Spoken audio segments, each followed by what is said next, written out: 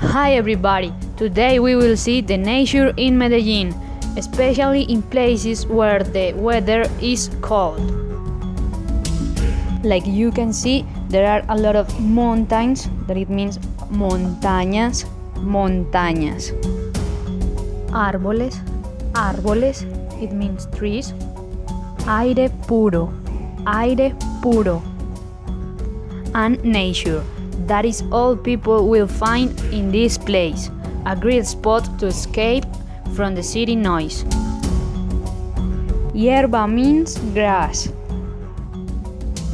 In this case, I will talk about tomate de árbol.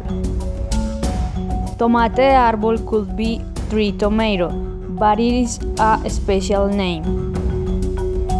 In Colombia, Ecuador, Panama, and parts of Indonesia, fresh tomates de árbol are frequently blended together with water and sugar to make juice. Thank you, and don't forget follow us in YouTube and Facebook. Bye.